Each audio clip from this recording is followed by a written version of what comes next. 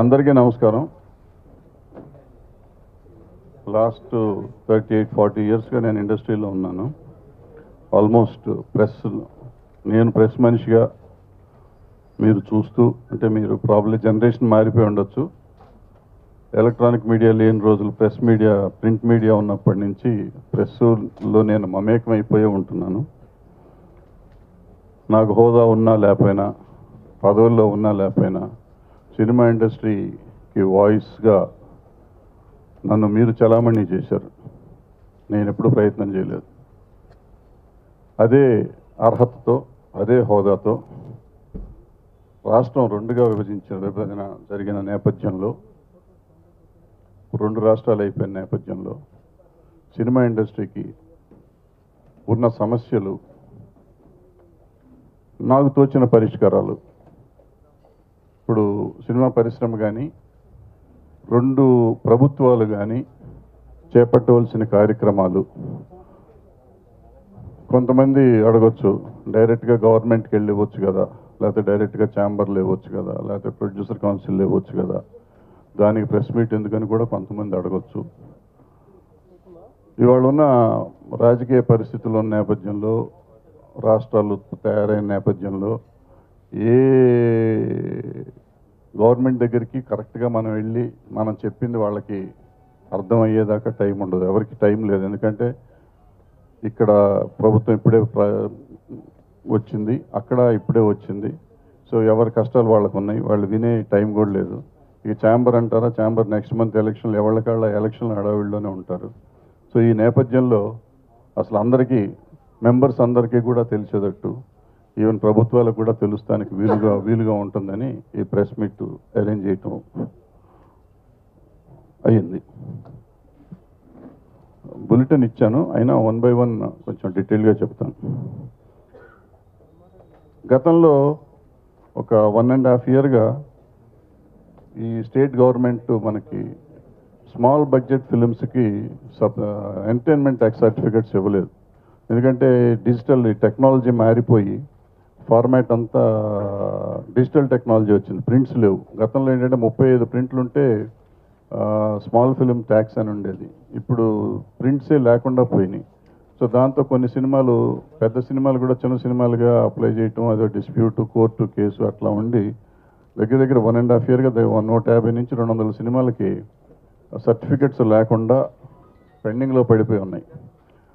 ఆ సినిమాలకి ఇప్పుడు ఇవాళ పరిస్థితి ఏంటంటే 2 రాష్ట్రాలు అయిపోయినాక ఏ రాష్ట్రం ఇవ్వాలి, ఎవరు దానికి సర్టిఫికెట్ ఇవ్వాలి. సర్టిఫికెట్ ఇవ్వకపోతే ఇవన్నీ ఫుల్ ట్యాక్స్లో పడతాయి, అంటే 24% ట్యాక్స్లో పడిపోతాయి.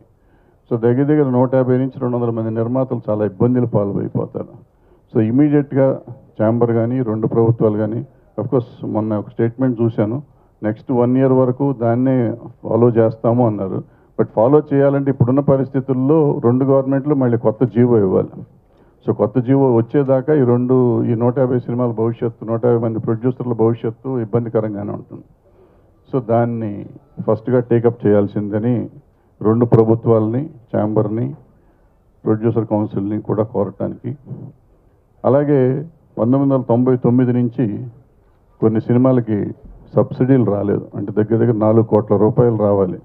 అప్పటి నుంచి వచ్చిన 4-5 ప్రభుత్వాలు మారిన ప్రభుత్వానికల్లా మనం అడుగుతానే ఉన్నాము. మారింది కదా, వాళ్ళు మేము ఎక్కడ ఇస్తామని కొంతమంది, ఇవ్వలేమని కొంతమంది, ఇస్తామని కొంతమంది, ఫైనల్గా అట్లా ఇట్లా చేసి ఆ కాలయాపన చేశారు. ఇప్పటికి ఇవ్వలేదు. ఈ 4 కోట్లు ఆ రావాల్సిన సినిమాలకి ఎట్లా, 4 కోట్లు కాదు, 4 కోట్లు అంటే ఓన్లీ ఫిలిమ్స్ ఉన్నాయి, బాలల చిత్రాలు ఉన్నాయి, అవి దగ్గర ఇంకో 3 కోట్లు ఉంటాయి, 7 కోట్ల దాకా ఉంటుంది. ఈ 7 కోట్లు ఏ ప్రభుత్వం ఇస్తుంది, ఎలా ఇస్తుంది, దీన్ని ఎలా పరిష్కరిస్తాం మనం, అది ఈ 2 ప్రభుత్వాలు ఎలా పంచుకుంటాయి, ఏ ప్రభుత్వం ఇస్తుంది, ఇది ఒకటి కూడా చాలా క్లిష్టమైన సమస్య. ఉన్న ప్రాబ్లమ్స్లో కొత్త ప్రాబ్లం వాళ్ళు ఈ ప్రభుత్వాలకి, అది ఏం చేస్తారో తెలియదు. ఎందుకంటే రాష్ట్ర బడ్జెట్తో పోలిస్తే ఏ రాష్ట్రమైనా కానీ దగ్గర 1,00,000 కోట్ల బడ్జెట్ ఉంది ఇవాళ. మనకి సినిమాలు మొత్తం కలిపి 100,000 కోట్లు మనకి కాస్ట్ ఆఫ్ ప్రొడక్షన్. దీనికి వచ్చే ట్యాక్స్ 150 నుంచి 200 కోట్లు లోపే, 200 కోట్లు కూడా ఉండదు. అంటే 1,00,000 కోట్లు చేసే బడ్జెట్లో 100 కోట్లు వచ్చే ట్యాక్స్ను గురించి ఆ ప్రభుత్వాలు ఇవాళ ఉన్న పరిస్థితుల్లో ఆలోచించే స్థితిలో ఉండవు. సో దీన్ని మనము అంటే సినిమా ఇండస్ట్రీ మన ఛాంబర్లో హైదరాబాద్ ఫిలిం ఛాంబర్ కానీ ఏపీ ఫిలిం ఛాంబర్ కానీ ఎవరైనా కానీ వీళ్ళందరూ కలిసి ప్రొడ్యూసర్స్ కౌన్సిల్స్ కానీ ఇవన్నీ కలిసికట్టుగా కూర్చుని తెలుగు సినిమాని బతికించుకోవడానికి కలిసికట్టుగా చేయాల్సిన ప్రయత్నం ఈ ప్రభుత్వాలకి రిప్రజెంటేషన్ పెట్టుకొని చేసుకోవాల్సిన ప్రయత్నం చాలా అవసరం ఉంది. అలాగే రేపు ఇప్పుడు ఈ small budget films big budget films అని చెప్పి ట్యాక్సేషన్ సిస్టమ్ డిఫరెంట్ అయిపోయింది. ఇవాళ ఇక్కడ ఇండస్ట్రీని అట్టు పెట్టుకోవడానికి ఎక్కడో లేకపోతే అక్కడ ఇండస్ట్రీని తీసుకెళ్ళడానికి అక్కడో ట్యాక్స్ల వేరియేషన్ వస్తే చాలా ప్రాబ్లంలో పడిపోతుంది ఇండస్ట్రీ. సో వేరే స్టేట్స్ కింద తీసుకోకుండా రెండింటిని ఒకటే స్టేట్ కింద పరిగణన అంటే మేము ట్యాక్సేషన్ సిస్టమ్ వరకు యూనిఫామ్ ట్యాక్సేషన్ తీసుకోకపోతే చాలా ఇబ్బందుల్లో పడిపోతుంది సినిమా ఇండస్ట్రీ. ఒక స్టేట్లో ఎక్కడో చోట చచ్చిపోతుంది. అంటే అక్కడ తీసిన సినిమా ఇక్కడ తీసిన సినిమా అక్కడ చచ్చిపోయే ప్రమాదం ఉంది. సో దీన్ని చాలా జాగ్రత్తగా ఎఫిషియెంట్గా ట్యాకిల్ చేయకపోతే ఇవాళ ఉన్న పరిస్థితుల్లో చాలా ఇబ్బంది పడుతుంది సినిమా పరిశ్రమ. సినిమా పరిశ్రమల గురించి ఆలోచించుకోవాలంటే దీని గురించి ముఖ్యంగా అందరూ కూర్చొని ప్రభుత్వాలని ఒప్పించుకుని, ఎందుకంటే రెండు ప్రభుత్వాల్లోనూ మన నాయకులు చాలా ఇన్ఫ్లుయెన్స్ ఉంది, వీళ్ళు గట్టిగా చేసుకోగలరు. బట్ పట్టించుకునే వాళ్ళు ఉన్నారా లేరా అనేది నాకు తెలియదు అనుకోండి. పట్టించుకుంటే మాత్రం చాలా ఈజీగా అవుతుంది. అలాగే సినిమా బ్రతకాలంటే మొదటి నుంచి చెప్తున్నాం, చాలా సంవత్సరాల నుంచి చెప్తున్నాం. ఇప్పుడు ప్రభుత్వాలు మారినాయి కాబట్టి కొంచెం అవకాశం ఈజీగా ఉంది. ఈ రెంటల్ సిస్టమ్ తీసేసి పర్సంటేజ్ సిస్టమ్ తెచ్చుకోగలిగితే, అంటే ప్రభుత్వం నుంచి సెల్ఫ్ రెగ్యులేషనే మనం చేసుకోవాల్సిందే. బట్ ప్రభుత్వాలు కొంచెం గట్టిగా పట్టుబడితే అది ఈజీగా జరిగే అవకాశం ఉంది. అలాగే పండగలకి పెద్ద సినిమాలు రిలీజ్ తమిళనాడులో ఉంది. పండగలకి పెద్ద సినిమాలు, మిగతా వారాల్లో చిన్న సినిమాలు రిలీజ్ చేస్తూ ఉంటారు. ఇది ప్రభుత్వం కొంచెం గట్టిగా పట్టుబట్టి పెద్ద సినిమాలకి రెంటల్సే వేసుకోమని, ఎందుకంటే పెద్ద సినిమాకి పర్సంటేజ్ వర్కౌట్ అవ్వదు కాబట్టి పెద్ద సినిమాలు వాళ్ళు ఎప్పటికప్పుడు అబ్జెక్ట్ చేస్తూ ఈ పర్సంటేజ్ సిస్టమ్ గత 10 ఏళ్ళుగా మనం అడుగుతున్నా కానీ రాకుండా జరుగుతూ ఉంది.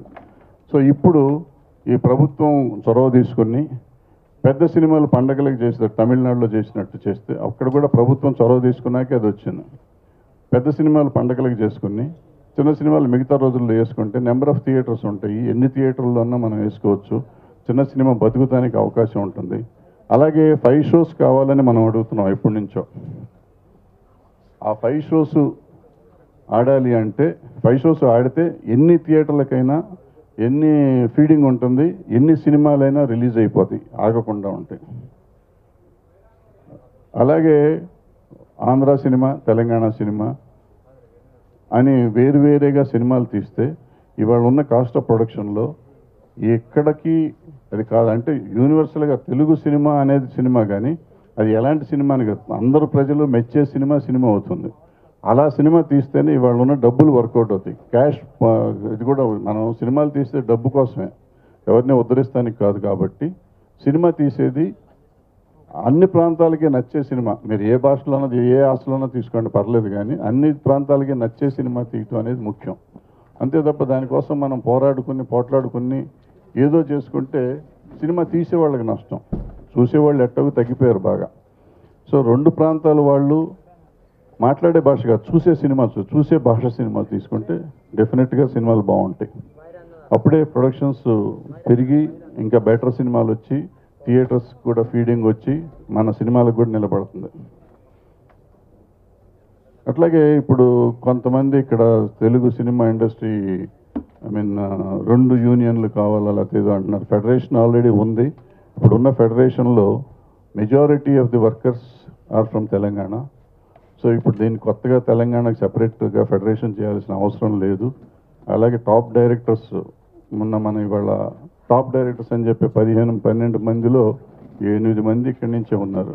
సో ఇవాళ దాన్ని సెపరేట్ చేసుకుని మనం వీళ్ళు తెలంగాణ వీళ్ళు ఆంధ్ర అనుకోవటం కంటే అందరం కలిసి చేసుకుంటే మంచిది. ఇలా ఇది వచ్చిన ఎదుగుదల ఇది హైదరాబాద్ సినిమా ఇండస్ట్రీ వచ్చినప్పుడు తెలంగాణ సంఖ్య తక్కువ ఉండింది, ఇవాళ తెలంగాణ సంఖ్య ఎక్కువ ఉంది.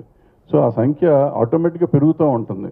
అంతే తప్ప దాన్ని ఇప్పుడు మళ్ళీ బైఫర్కేట్ చేసామంటే ఇద్దరికీ నష్టం వస్తుంది. సినిమా చూడాల్సింది రెండు ప్రాంతాల వాళ్ళు, రెండు ప్రాంతాలు కాదు, ప్రతి తెలుగువాడు, ప్రపంచంలో ఉన్న ప్రతి తెలుగువాడు చూడాలి. కాబట్టి దీన్ని వాళ్ళ బైఫర్కేట్ చేస్తానికి, ఇండస్ట్రీని ముక్కలు చేస్తానికి ప్రయత్నం ఎవరూ చెయ్యొద్దు అని చెప్పడం కూడా ఈ ప్రెస్ మీట్లో ఒక ఇది. అది ఇందాకే చెప్పాను, పండగల్లో పూట పెద్ద సినిమాలు రిలీజ్ చేసి వాళ్ళు రెంటల్స్ తీసుకున్నా మనకు ప్రాబ్లం లేదు. బట్ చిన్న సినిమాలు మాత్రం పర్సంటేజే ఆడాలి. అది మిగతా రోజుల్లో చేస్తే, ఎందుకంటే ఎన్ని సినిమాలను రిలీజ్ అవ్వచ్చు, అందరికీ ప్రొడ్యూసర్ కూడా ఎంతో కొంత ఉంటాడు. తర్వాత ఈ సినిమాలు ఇవాళ 100 కోట్లు వచ్చినాయి, 200 కోట్లు వచ్చినాయి అని చెప్తున్నారు. ఎక్కడి నుంచి వస్తున్నాయి, ఎలా వస్తున్నాయి? సినిమాకి ట్యాక్సేషన్ ఉంటుంది. సినిమా ఫ్లాట్ రేట్ అమ్ముతున్నారు, లేదంటే నెంబర్ ఆఫ్ షోస్ వేస్తున్నారు. ఇక్కడ ఏమవుతుందంటే కన్జ్యూమర్ అంటే ప్రేక్షకుడికి కానీ లేకపోతే గవర్నమెంట్ కానీ ప్రభుత్వానికి ట్యాక్స్ రావాలి, కన్జ్యూమర్కి డబ్బులు రావాలి. కన్జ్యూమర్ ఏమో రూపాయి టికెట్ 10 రూపాయలు పెట్టి కొనుక్కుంటున్నాడు. గవర్నమెంట్ ఏమో ₹10 రావాల్సిన ట్యాక్స్ ₹10 కాదు కదా, 5 పైసలు కూడా రాకుండా వెళ్ళిపోతుంది. సో ఇవన్నీ పోవాలి అనుకుంటే నెంబర్ ఆఫ్ షోస్ కూడా తక్కువ వేస్తున్నారు. సో ఇందాక చెప్పినట్టు 5 షోలు కంపల్సరీగా వేసుకోగలిగితే ఈ ట్యాక్స్ ఎవేజన్ అనేది ఉండకుండా పోతుంది.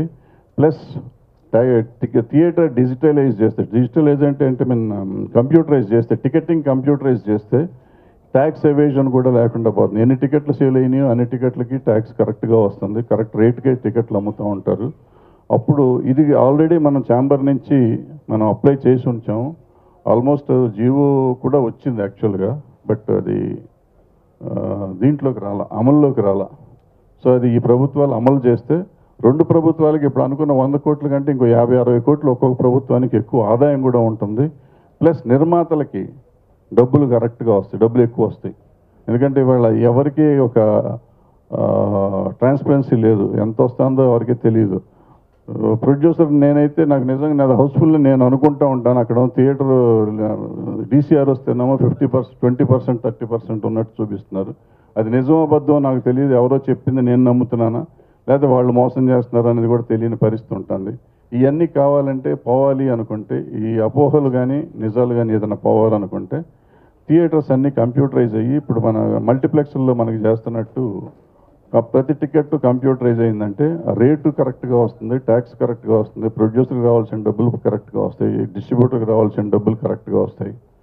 సో ఏమవుతుంది, మిడిల్ మ్యాన్కి వెళ్ళిపోతుంది ఈ డబ్బు. ఈ తేడా వస్తున్న డబ్బు ఏదైతే ఉందో, ఎక్కువ రేట్ అమ్మింది కానీ ట్యాక్సేషన్లో మిగిలింది కానీ ఈ మిడిల్ మ్యాన్కి వెళ్తుంది. ఇటు ప్రొడ్యూసర్కి కానీ ఇటు మన ప్రేక్షకుడికి కానీ లాభం లేకుండా, గవర్నమెంట్కి కానీ లాభం లేకుండా మొత్తం మధ్యవర్తులకు వెళ్ళిపోతుంది.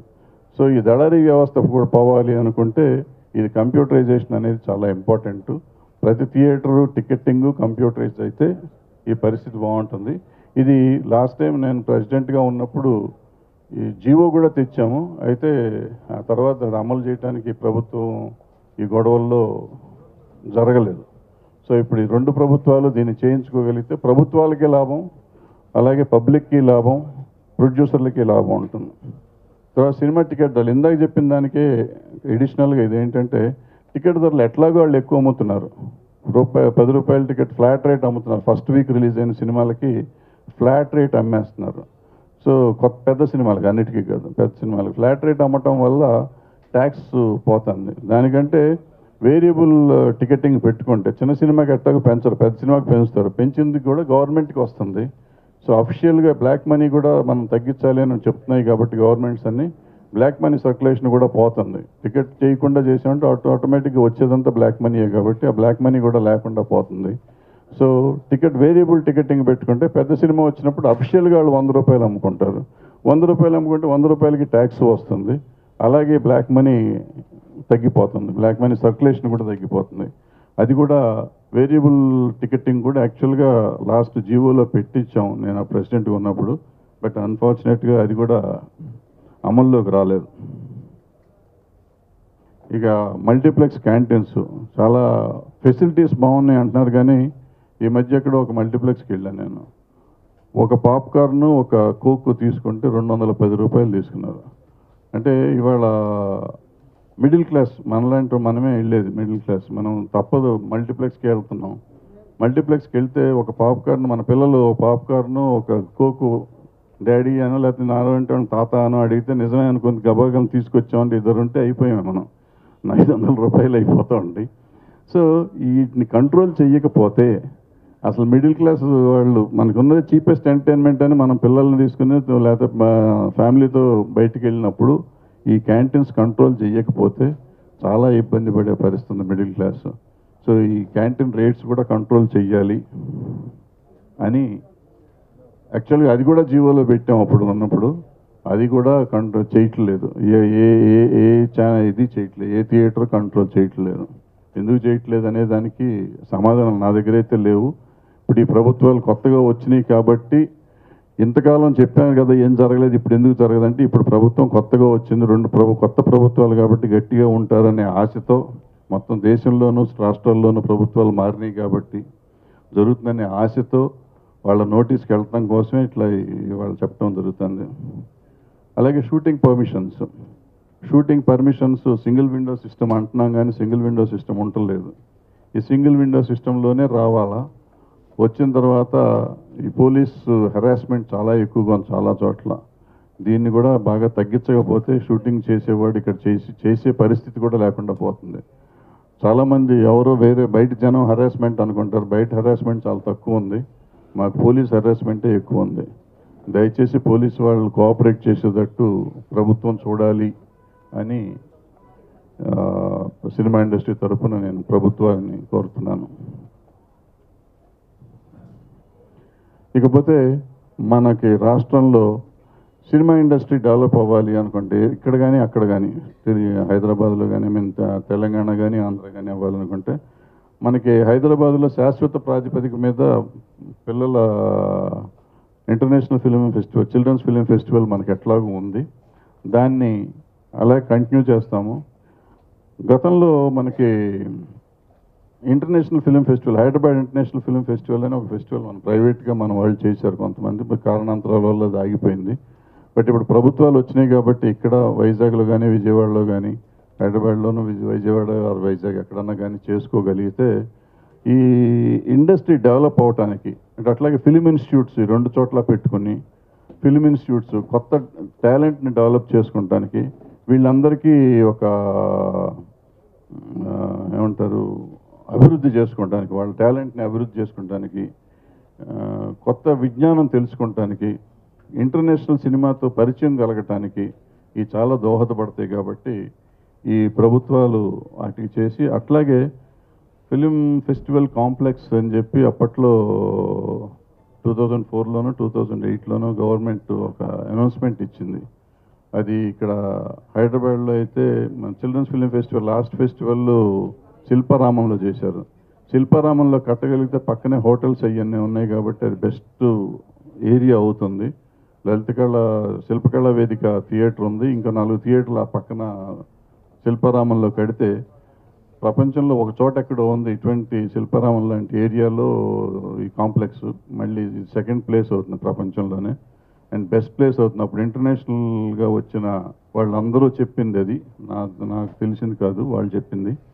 సో అలాంటిది కట్టగలిగితే ఇక్కడ ప్రభుత్వం. అలాగే వైజాగ్లో ఆ బీచ్ ఒడ్డున చుట్టూతాన్ని స్టార్ హోటల్స్ ఉంటాయి, అక్కడ లైట్ హౌస్ దగ్గరలో అక్కడ కట్టగలిగితే అక్కడ కూడా ఒక కాంప్లెక్స్ కట్టగలిగితే ఇంటర్నేషనల్ ఫిలిమ్స్ ఫెస్టివల్ కాంప్లెక్స్ అవుతుంది. అలాగే మిగతా ఫంక్షన్స్ వాడుకుంటాను, గవర్నమెంట్కి రెవెన్యూ వస్తుంది. ఇదంతా ఇందులో చెప్పింది ఏది అన్ని గవర్నమెంట్కి వచ్చేది, నిర్మాతకి లాభం వచ్చేదే తప్ప ఎవరికో నష్టపోయేదో లేకపోతే ఏదో వేరే రకాలుగా చేద్దామనే ఉద్దేశం కాదు. సో దీనివల్ల ఫెస్టివల్ కల్చరు మొత్తం అంతా వస్తుంది. అలాగే హౌసింగ్ ఆల్రెడీ ఇక్కడైతే మనకి ప్రొడ్యూసర్స్కి డైరెక్ట్ మన వర్కర్స్కి అందరికీ హౌసింగ్ ఉంది. అయినా కూడా ఫిలిం సిటీ లాంటి సిటీ ఇప్పుడు ఆల్మోస్ట్ అన్ని స్టేట్స్లో మెడ్రాస్లో ఉంది, బెంగళూరులో ఉంది. అలాంటిది ఇక్కడ వైజాగ్లో కానీ విజయవాడలో కానీ ఎక్కడైనా అనుకున్న చోట్ల ఇంకో 2 సిటీలు వచ్చి ఆ సిటీలు షూటింగ్లు చేసుకున్నానికి ఇప్పుడు డిస్నీల్యాండ్ ఉంటుంది అమెరికాలో, అక్కడ సెపరేట్గా ఇళ్ళు కట్టుకుని ఉంటారు, ఇళ్ళు ఇస్తారు కానీ బట్ అక్కడే మనం షూటింగ్ చేసుకోవడానికి వీలుగా అన్నీ ఉంటాయి. ఫ్లోర్స్ కాకుండా ఇళ్ల మధ్య కూడా షూటింగ్. ఇప్పుడు ఏమవుతుంది, ఇళ్లలో షూటింగ్ చేయాలంటే పోలీస్ పర్మిషన్ అడుగుతున్నారు, ఇళ్ల పర్మిషన్ అడుగుతున్నారు. ఇదే మన కాంప్లెక్స్ అయ్యి ఉంటే మన ఇష్టం వచ్చిన రకంగా చేసుకుని మనమే చేసుకోవచ్చు. అలాంటిది జరిగితే చాలా బాగుంటుంది. దానివల్ల కొంతమందికి హౌసింగ్ వస్తుంది, లేని వాళ్ళకి ఇళ్ళు వస్తాయి, ప్లస్ కొత్తగా అభివృద్ధి అయ్యే వాళ్ళందరూ. ఇప్పుడు మనం ఈ ఇళ్ళు వచ్చి చిత్రపురి వచ్చి 93లో వచ్చింది, 92లోనూ. సో 20 ఏళ్ళు అయిపోయింది కాబట్టి చాలామందికి అయిపోయినాయి. ఇప్పుడు వచ్చే వాళ్ళకి ఇక్కడ కానీ అక్కడ కానీ హౌసింగ్ వస్తే డెఫినెట్గా 2 చోట్ల ఇండస్ట్రీకి బెటర్ అవుతుంది అనేది ఒక ఆలోచన, సలహా కూడా ప్రభుత్వానికి. అయితే వీటన్నిటి మీద ఇదన్నీ చెబుదామనే చేసాం. ఇప్పుడు ఇవన్నీ చెప్పినది ఏంటంటే, ఇవాళ ఇండస్ట్రీ ఉన్న పరిస్థితుల్లో, తెలుగు సినిమా ఉన్న పరిస్థితుల్లో మనం 2 ముక్కలు అవుదామా, 2 అవుదామా, 2 అవుదాం, 3 అవుదామా అని ఆలోచించడం కంటే వీటిని గురించి ఆలోచించడం చాలా అవసరం. Already Hyderabad film chamber of commerce 1945లో అనుకుంటున్నా, నాకు గుర్తు 41లో స్టార్ట్ అయింది. సో అది చాలా సీనియర్ మోస్ట్ ఛాంబరు. అలాగే మెడ్రాస్లో, విజయవాడలో 1932లో స్టార్ట్ అయింది Hyderabad India AP film chamber of commerce, Andhra film chamber of commerce. So 2 film chamber of కామర్స్లు ఉన్నాయి. రెండిటికి ప్రభుత్వంలో గుర్తింపు ఉంది కాబట్టి ఆటోమేటిక్గా 2 ప్రభుత్వాల్లోనూ రెండింటికి గుర్తింపులు ఆల్రెడీ ఉంటాయి. సో కొత్తగా గుర్తింపు కావాల్సిన అవసరం లేదు, కొత్త అసోసియేషన్స్ కూడా పెద్దగా అవసరం లేదు నాకు తెలిసినంత వరకు. సో ఈ 2 అసోసియేషన్స్ యాక్టివ్గా పనిచేసి, ఈ 2 అసోసియేషన్స్ నేను ఇక్కడ చెప్పినవి మెన్షన్ చేసిన వాళ్ళు ప్రభుత్వం దృష్టికి తీసుకువెళ్ళి చేయగలిగితే డెఫినెట్గా ఇండస్ట్రీ బాగుంటుంది అనేది ఇది. అంతే తప్ప ఈ సమస్యలను మనం వదిలేసి అనవసరంగా మనం పబ్లిక్లోకి వచ్చి ప్రజల ముందు మనం చులకనవటం కంటే మన ఇండస్ట్రీని మనం కాపాడుకోవటం చాలా అవసరం, ముఖ్యం. ఇండస్ట్రీని కాపాడుకుందామనే ఉద్దేశంతో నాకు ఈ 38 ఏళ్ళు 40 ఏళ్ళ నుంచి నాకు ఇండస్ట్రీలో ఏదో ఒక స్థానం కల్పించిన ఇండస్ట్రీకి నేనుగా ఒక సలహా ఇవ్వాల్సిన అవసరం ఉంది కాబట్టి, అవకాశం ఉంది కాబట్టి ఇవాళ మీ అందరి ముందుకు వచ్చి చెప్తున్నాను. నేను చేసే ముందు శ్రీధర్ గారికి చెప్తే ఆయనకి అవును సార్ మనం అందరం కలిసి చెయ్యాలి అన్నారు. సో ఎక్కువ మందితో నేను మాట్లాడలేదు కాబట్టి శ్రీధర్ గారు ఒక్కటి మీరు రండి సార్ అన్నాను, ఆయన వచ్చారు. ఒక్క నిమిషం ఆయన కూడా మాట్లాడతాను. అంటే మన రెవెన్యూస్ ఏమవుతాయి, చాలా ఇన్వెస్ట్ చేస్తున్నాము, దీనివల్ల ఏమైనా ప్రాబ్లమ్స్ వస్తాయా అని ఇక్కడ డిస్కషన్ అవుతే, నాకు బాలీవుడ్ నుంచి అంటే for example Chetan Bhagat recent call చేశాడు, ఏమవుతుంది స్టేట్ డివైడ్ అవుతుంది కదా, మరి మీ ఇండస్ట్రీ ఏమైపోతుంది అని. తమిళనాడులో ఉన్న ఫిలిం ఫ్రెండ్స్ కూడా ఏమవబోతుంది అనేది, అంటే బేసిక్గా అంత అటెన్షన్ ఉంది. సో పాయింట్ ఏంటంటే మన తెలుగు ఫిల్మ్ ఇండస్ట్రీ 1100 crores ఇండస్ట్రీగా తయారైపోయింది ఇప్పుడు తెలుగు సినిమా ఇండస్ట్రీ.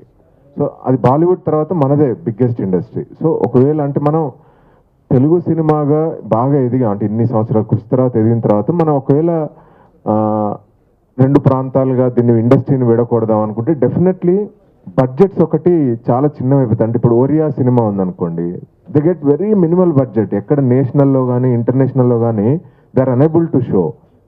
అదే తెలుగు సినిమాగా అయితే మన తెలుగు స్పీకింగ్ స్టేట్స్ 2 ఉంటాయి, మనకు బిజినెస్ వైజ్ హెవీగా ఉంటుంది అనేది నా పాయింట్ ఆఫ్ వ్యూ అనమాట.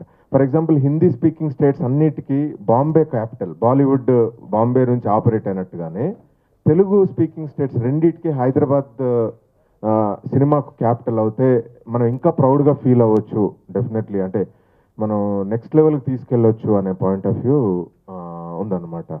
అదొకటి అవుతే, రెండోది ఒకవేళ అంటే కొందరు మిత్రులు అన్నట్టుగా తెలంగాణ సంస్కృతి మీద కానీ సినిమాలు తీయాలి అని అనుకుంటే ఇప్పుడు కొత్తగా చెప్పాల్సిన అవసరం లేదు. బి నరసింహరావు గారు ఎప్పుడో ఇంటర్నేషనల్ లెవెల్కి తీసుకెళ్ళిపోయారు, రంగుల కళ, దాసి కానీ ఈ సినిమాలతోని. సో ఎవరు ఆపే ఇది లేదు. అంటే మనం డెఫినెట్లీ దూసుకెళ్ళొచ్చు ఈ పాయింట్లో. మనకి ఇంకా బడ్జెట్స్ ఎక్కువ వస్తాయి, నెక్స్ట్ లెవెల్కి తీసుకెళ్ళొచ్చు. సో మనం రిస్ట్రిక్ట్ చేసుకోవాల్సిన అవసరం ఉందా అనేది ఒక పాయింట్. అంటే చాలా రోజుల నుంచి వేధిస్తున్న సమస్య అంటే నాకు నా మనసులో అనిపిస్తుంది, అంటే మనం ఎందుకు మనం రిస్ట్రిక్ట్ చేసుకోవాలి, నెక్స్ట్ లెవెల్ కాంపీట్ అవ్వాలి కదా అనే పాయింట్ ఆఫ్ వ్యూ. రెండోది మూడో పాయింట్ అంటే హైదరాబాద్ అంటే బ్రాండ్ హైదరాబాద్, మనం హైదరాబాద్తో ఎంతో అసోసియేట్ అయి ఉన్నాం. సో బ్రాండ్ హైదరాబాద్ను మనం అంటే తెలుగు ఫిల్మ్ ఇండస్ట్రీకి బ్రాండ్ హైదరాబాద్ను క్యాపిటల్గా చేసుకోవచ్చు. రెండోది తెలంగాణ రీజియన్లో టూరిజం డెవలప్మెంట్ను ఈ సినిమా ఇండస్ట్రీ ద్వారా టూరిజం డెవలప్మెంట్ ఎలా చేసుకోవచ్చు అనే పాయింట్ ఆఫ్ వ్యూ నుంచి కూడా ఆలోచించుకోవచ్చు. సో సార్ చెప్పినట్టుగా డిస్నీ ల్యాండ్ లాంటిది అంటే దాదాపు నేను మొన్న ఒక లిస్ట్ వేసాను అనమాట. 10 జిల్లాలలో ఎక్కడెక్కడ షూటింగ్ అనువైన ప్లేసెస్ ఉన్నాయి, షూటింగ్ అనువుగా ఎలా మార్చుకోవచ్చు, దాన్ని టూరిజంకి ఎలా అనుసంధానం చేయొచ్చు అనే పాయింట్ ఆఫ్ వ్యూలో టోటల్గా ఒక లిస్ట్ తయారు చేశాను. చూస్తే అమేజింగ్ ఆపర్చునిటీస్ ఉన్నాయి యాక్చువల్గా. సో ఒక పాయింట్ ఆఫ్ వ్యూ ఏంటంటే మనం ఇన్ని రోజులు కష్టపడి డెవలప్ చేసుకున్న తెలుగు ఇండస్ట్రీని మా అందరం కూర్చొని ఒక ప్రాబ్లమ్స్ అందరూ కూర్చొని సాల్వ్ చేసుకోవాలి అనే పాయింట్ ఆఫ్ వ్యూ. అండ్ మన బడ్జెట్లు తగ్గకుండా చూసుకోవాలి. చాలా పెద్దగా అయిపోయింది ఇండస్ట్రీ, 1100 crores ఇండస్ట్రీ అంటే నాట్ ఎ జోక్. సో మనం ఇప్పటికే అంటూ ఉంటాం నేషనల్ లెవెల్లో మనకు అవార్డ్స్ రావట్లేదని, ఇంటర్నేషనల్ లెవెల్కి వెళ్ళబోతున్నామని. ఏదో కృషి చేస్తున్నారు అందరు, ఇప్పుడు న్యూ ఏజ్ ఫిల్మ్ మేకర్స్ అందరూ. ఇప్పుడు బడ్జెట్లు తక్కువ చేసుకొని చిన్నగా సినిమా, ఇంకా చిన్న సినిమాను మరీ చిన్న సినిమాగా చేసుకోవాల్సిన అవసరం ఉందా అనేది నా పాయింట్ ఆఫ్ వ్యూ అనమాట. సో హోప్ అందరు కూర్చొని ఇవన్నీ సాల్వ్ చేస్తారని, సార్ చెప్పిన పాయింట్లన్నింటినీ గవర్నమెంట్ అడ్రస్ చేస్తుందని నిజంగా ఒక తపనతోని ఈరోజు ఇక్కడికి వచ్చాను. థ్యాంక్స్ మన మీడియా మిత్రులందరికీ థ్యాంక్స్.